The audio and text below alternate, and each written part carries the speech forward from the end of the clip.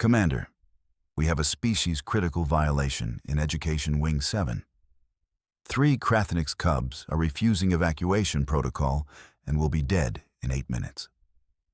Station Commander Zilax's secondary hearts stopped. Krathenix cubs didn't refuse anything.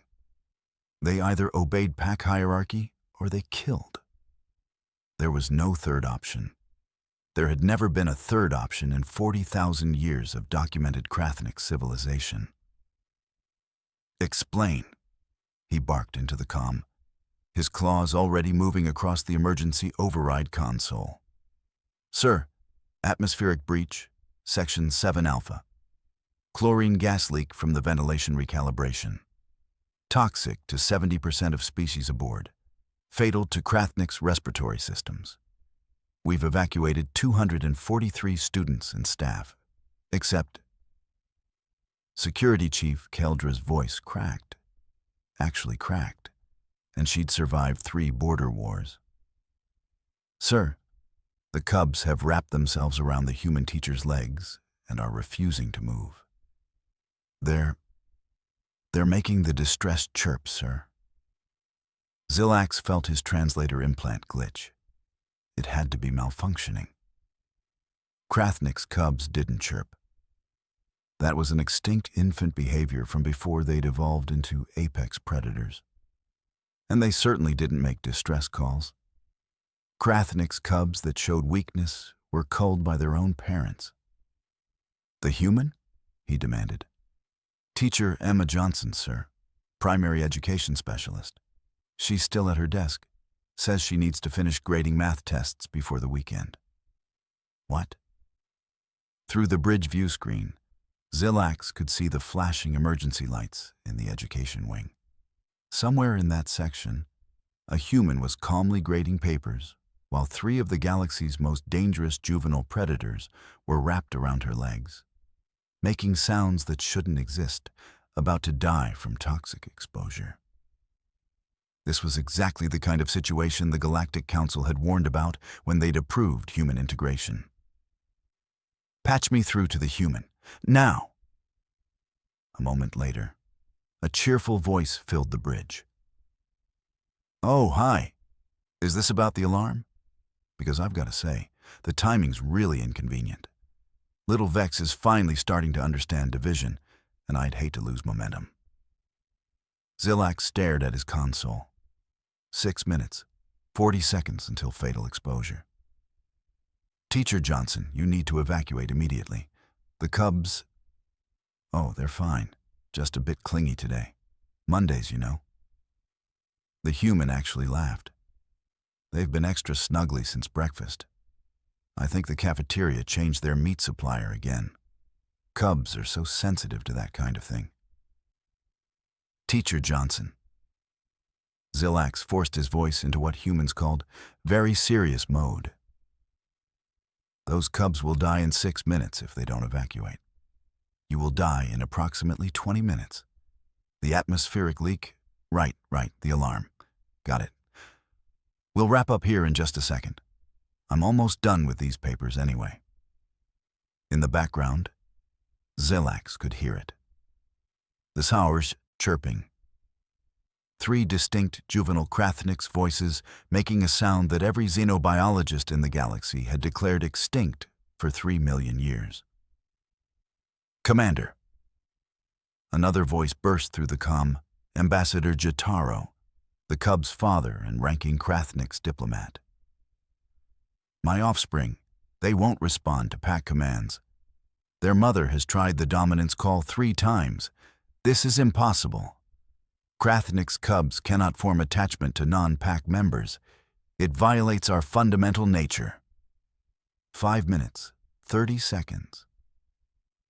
Security, prepare forced extraction, Zilax ordered. Sir, we tried. The cubs responded with aggression posture. They've never done that except during feeding frenzy. But they're not trying to consume the human. They're protecting her. From us. Zilax pulled up the security footage on his screen. There was the human, small, fragile-looking, wearing what his database identified as a cardigan sweater. and holding a red pen. 3 Krathenix cubs, each nearly half her size, had their 6 legs wrapped completely around her lower body. Their razor-sharp head crests were pressed against her sides.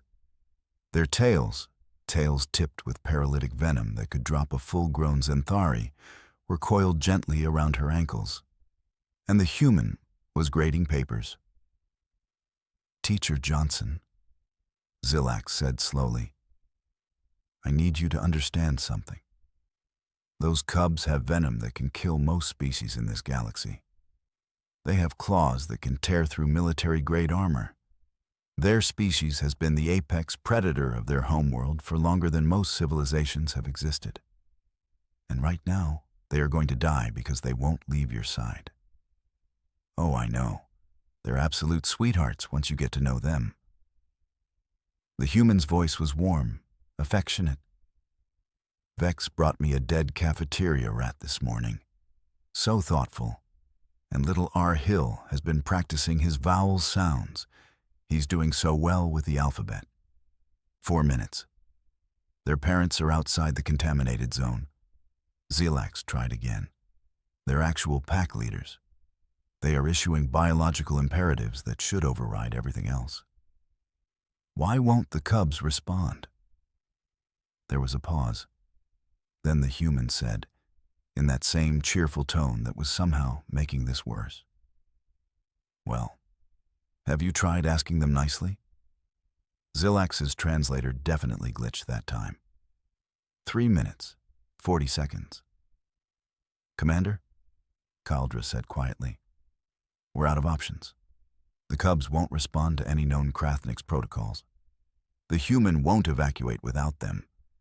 And the toxin levels are approaching critical."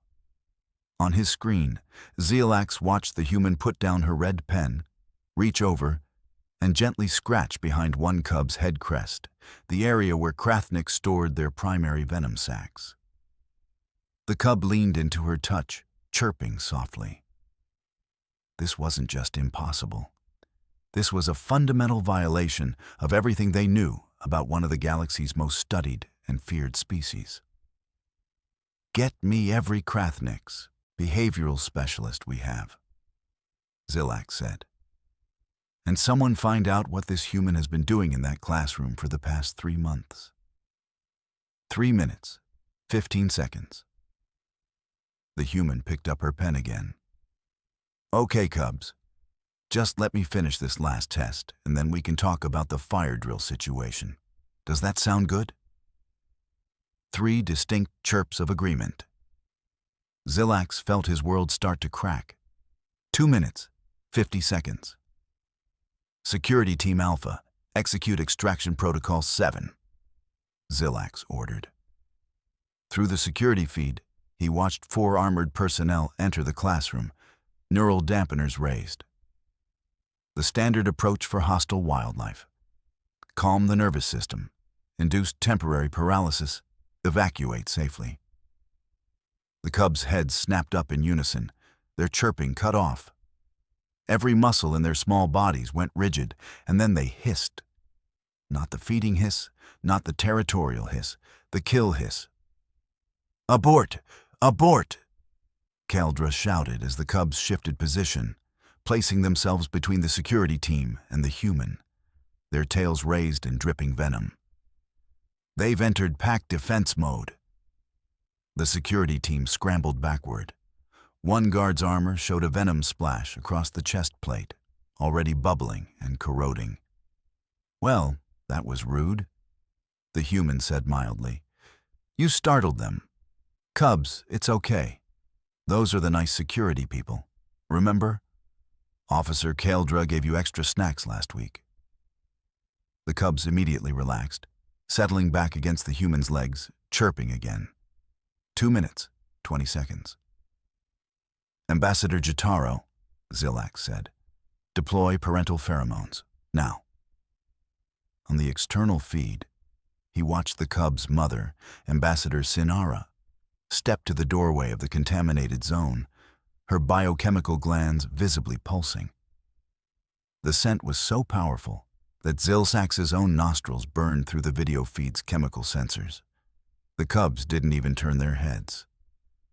That's impossible, Jotaro whispered. Maternal call pheromones are absolute. They override hunger, pain, fear, everything. Our cubs should be crawling over broken glass to reach her right now. Station Counselor Azila, analysis, Zilax demanded.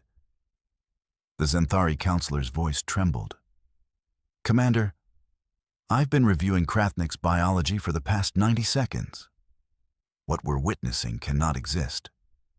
Krathnik's neural architecture doesn't support attachment bonding outside immediate genetic pack structure. They lack the brain regions necessary for cross-species social connection. It would be like asking a human to photosynthesize. The biological machinery simply isn't there. 1 minute, 45 seconds. Teacher Johnson, Zilax said carefully. How long have these cubs been in your class? Oh, about 3 months now. Since the start of the semester. They were a bit fussy the first week, lots of biting. But we worked through it during nap time. Nap time? Sure. 15 minutes after lunch every day. Cubs need their rest, you know. They get cranky otherwise. Zilax pulled up the educational roster. There it was. 3 Krathnik's cubs, ages 4 to 6 in standard years, assigned to human primary education, room 7 to 14. Teacher, Emma Johnson. 3 months of daily contact. 3 months that should have resulted in either dead cubs or a dead human, according to every piece of data they had. Commander, Kaeldra broke in. I'm accessing the classroom security archives. Sir, you need to see this. The footage rolled. 3 months ago. 3 cubs entering the classroom, head crests fully extended in threat display. The human greeting them cheerfully, 1 cub lunging for her ankle, and the human calmly putting it in a corner. Time out for biting, sweetie. We use words, not teeth. 2 months ago, a cub dropping something at the human's feet. Zilax zoomed in. A dead maintenance rat, throat torn out. The human. Oh, what a wonderful gift. Thank you so much. Should we put it in the class treasure box? The cub, chirping with pleasure. 1 month ago, all 3 cubs sleeping in a nest formation around the human's desk while she graded papers, their breathing synchronized, their tails loosely intertwined with her chair legs. Sir, Jotaro's voice cracked. My offspring refused to eat at home. They only accept food from the human. We thought they were ill. We consulted physicians. But they eat everything she gives them. Everything. 1 minute, 10 seconds. So, the human's voice came through, still impossibly calm. Has anyone tried just asking the cubs nicely to leave? I mean, they're kids. They understand way more than you think. You just have to explain things at their level. Zilax stared at the screen. At the most dangerous juvenile predators in known space, making sounds that shouldn't exist. Defending a human who thought toxic atmospheric contamination was an inconvenient interruption to math class. 55 seconds. Teacher Johnson, he said slowly. Please, try. Hold on, I'm patching in Dr. Xylea, Zilax said, his claws flying across the emergency channel controls. She's the foremost Krathnik's behavioral specialist in 3 sectors. 45 seconds. The holocom flickered to life. Dr. Xylea's 4 eyes blinked in rapid succession as she processed the security feed. No, absolutely not. This footage must be corrupted. It's real time, Doctor, Zilax said. Then your sensors are malfunctioning. Krathnik's cubs cannot. She stopped. On the feed, one of the cubs had reached up with its primary manipulator limbs and was gently grooming the human's hair. running claws that could slice through bone carefully through the strands. Maternal bonding behavior. The behavior Krathnik's mothers performed for offspring during the first 6 months of life, before the cubs developed their hunting instincts and such tenderness became fatal weakness. Dr. Xylia's translator emitted a sound Xylax had never heard before. Something between a glitch and a scream.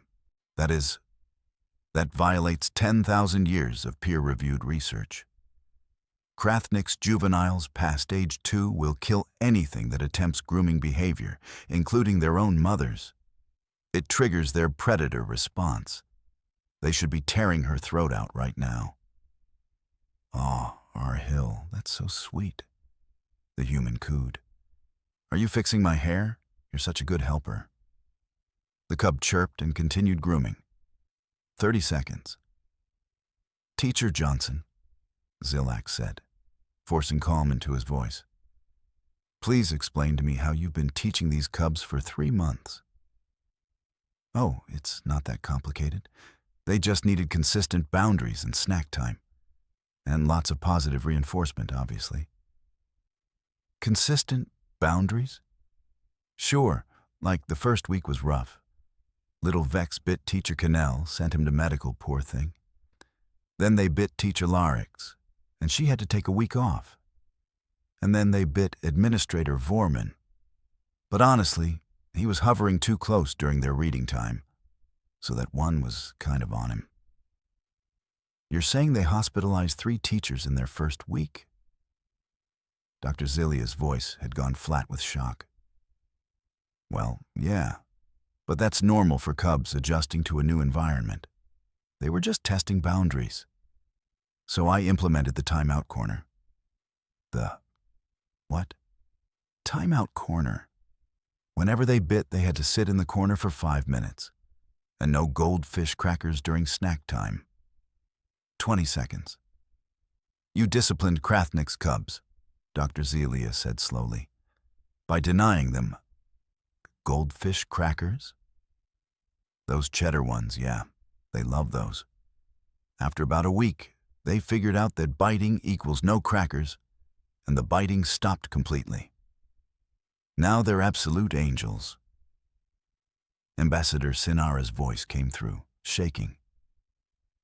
"Our offspring. They bring papers to your quarters? We thought they were marking territory for a future nest." "Oh, homework. Yeah, they're so dedicated. They bring their math worksheets to my door every evening. Well, they try to bring them. Usually the papers are a bit slobbery. But it's the thought that counts. And they've started defending me during recess, which is adorable, but we're working on personal space boundaries." "Defending you?" Xylax interrupted. "Yeah. If another student comes up too fast or gets too loud, the cubs get between us. Very protective. Last week they hissed at a Zinthari 6th grader who was just asking about homework. We had a long talk about appropriate social responses after that." 15 seconds. Dr. Xylia was making a sound like dying atmospheric recyclers. "They've imprinted on her. Fully imprinted. As pack. As mother. This requires complete neurological restructuring. It would take decades of evolutionary pressure, generations of selective breeding." "Or goldfish crackers," the human offered helpfully. 10 seconds. "Teacher Johnson," Xylax said, his voice urgent now. "You need to leave. Now, please." Okay. You guys are really worked up about this fire drill." He heard the scrape of a chair. "All right, cubs, let's—" The chirping cut off instantly, replaced by a sound Xylax had only heard in archived recordings from Krathnik's homeworld sanctuaries. The infant distress call. The sound cubs made when separated from their mother in the wild. The sound that hadn't been documented in civilized Krathnik society for 3 million years because it meant vulnerability, meant weakness, meant culling. "Oh, babies, it's okay," the human said softly. "We're just going for a walk. But the cub's grips had tightened, their 6 legs locked around her in a pattern Dr. Zelia's equipment was probably screaming was impossible. 5 seconds. All extraction methods have failed, Kaldra reported, her voice hollow. Commander, we're out of time. Through the feed, Zilax watched the human try to take a step. The cubs held fast, their chirping rising to a pitch of genuine terror. 3 seconds. And the human stopped, just stopped, sat back down at her desk. 2 seconds. What are you doing? Zilax demanded. They're scared, the human said simply. The alarm frightened them. They're Krathniks, Dr. Zelia shouted. They don't experience fear. Their amygdala is vestigial. They have no neurological capacity for 1 second. Fatal exposure threshold reached. Every kid gets scared, the human said quietly. They just need to feel safe first. And she started humming.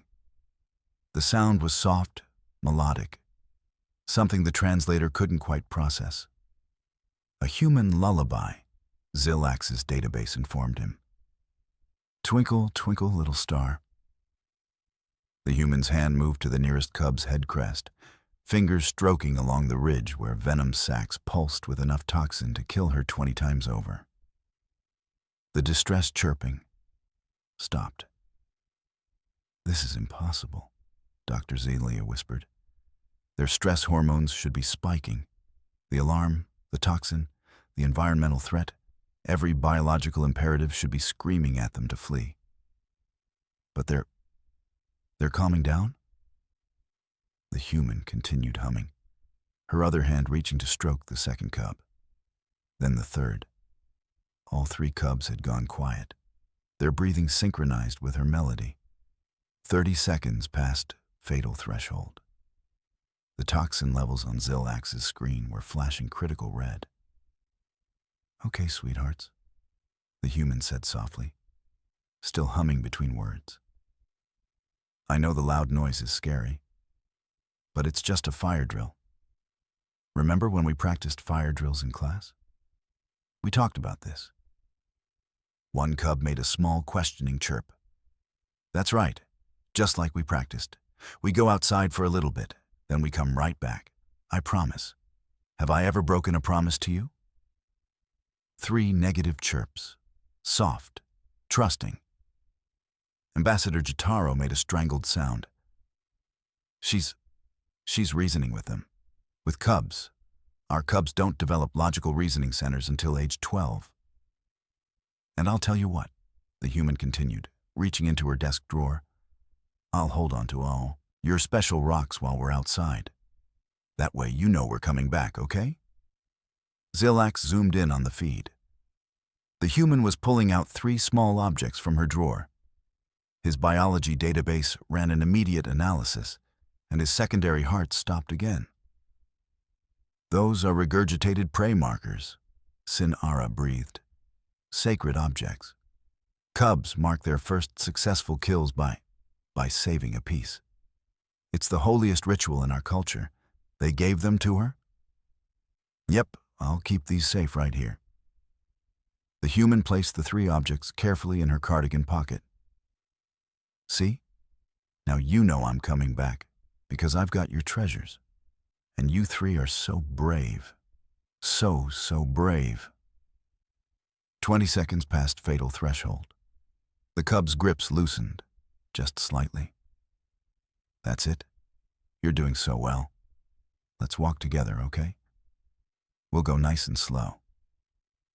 The human stood. The cubs released their locked grip around her legs, but immediately pressed against her sides, maintaining constant contact. Their tails remained loosely wrapped around her ankles. Good job, babies. Such good cubs. Let's go see your parents. I bet they miss you. She started walking, shuffling slowly to accommodate the 3 cubs, moving in perfect synchronization with her steps. Down the hallway, through the decontamination threshold, past the emergency barriers. 40 seconds past fatal threshold. The human should be showing symptoms. Respiratory distress, cellular breakdown, something. She looked completely fine. Hi. She smiled cheerfully at the gathered crowd of panicked aliens beyond the safety barrier. Sorry about the drama. Cubs, look, there's your mom and dad.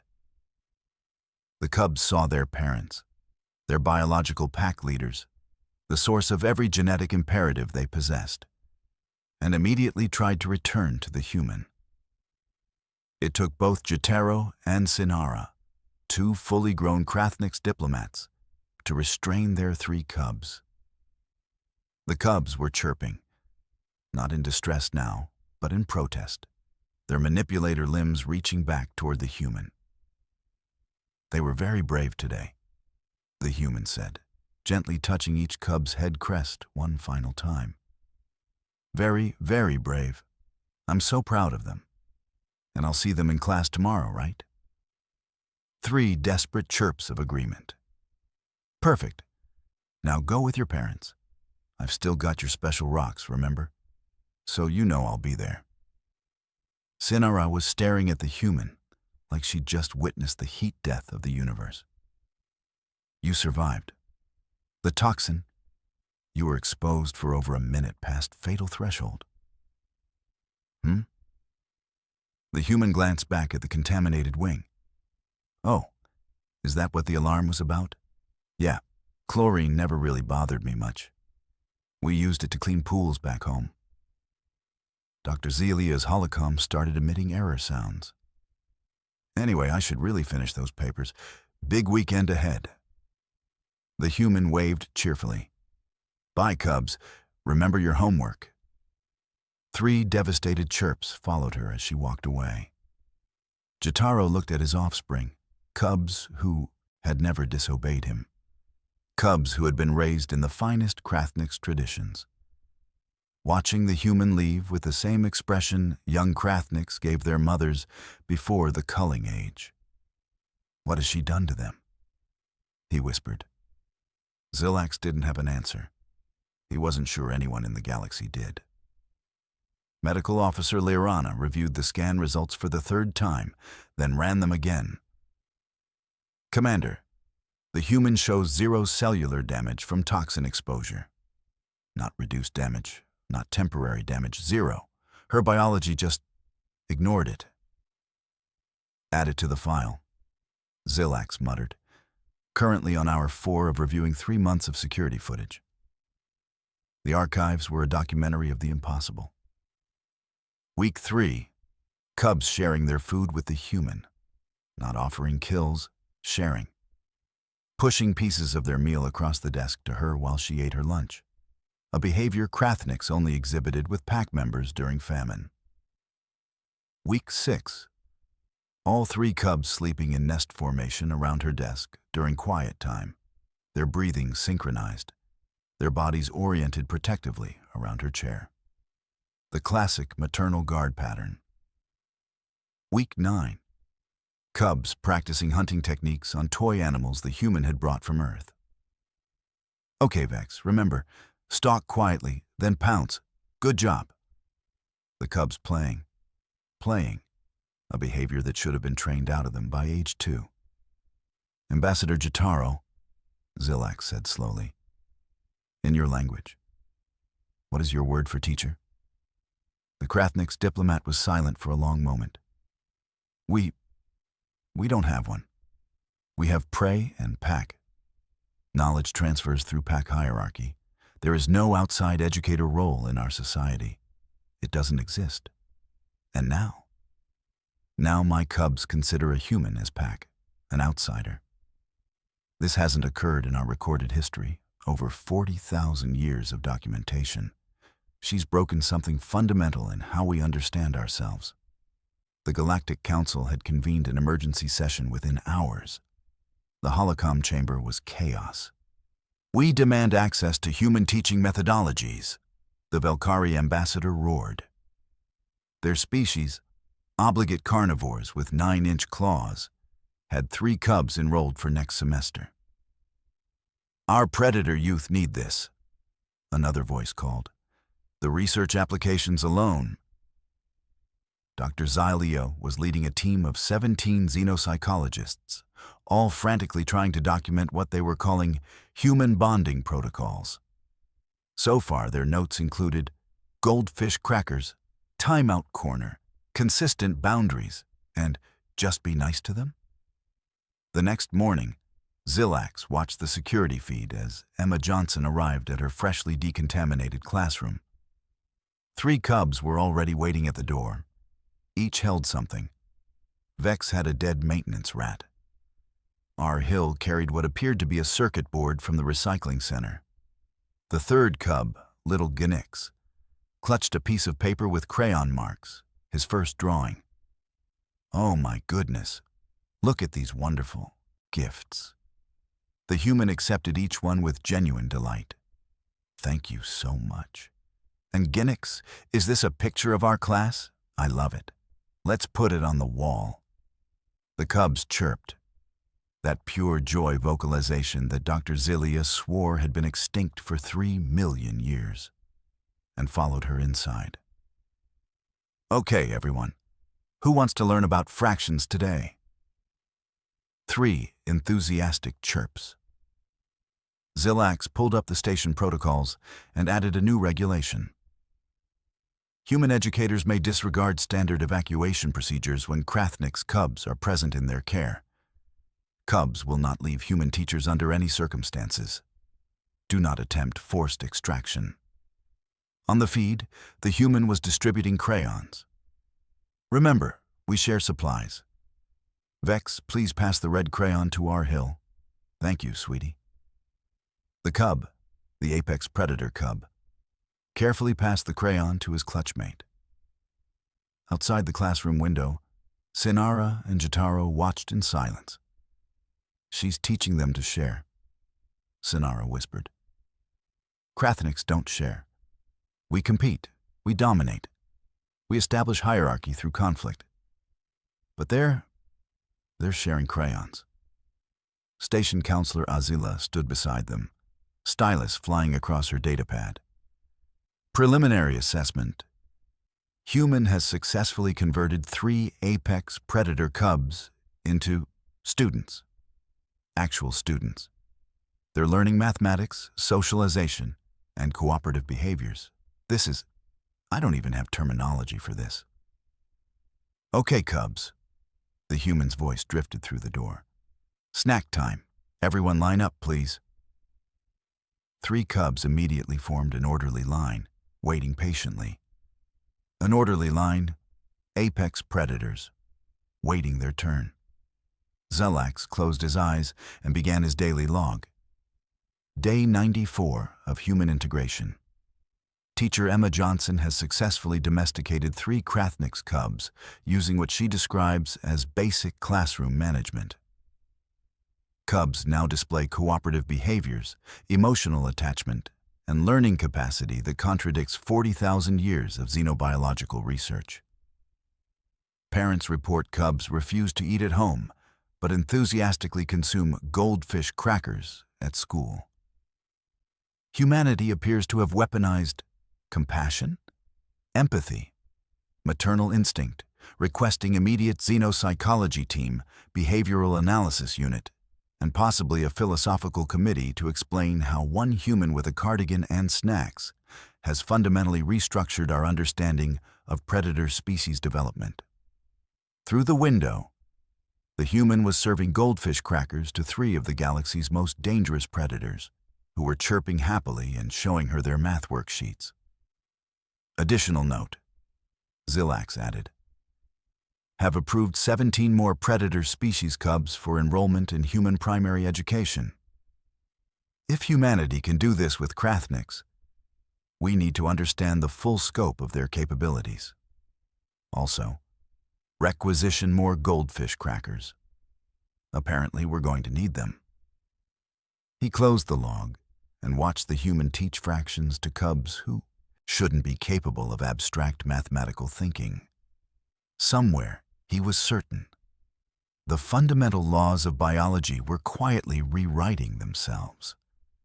All because of goldfish crackers and timeout corners.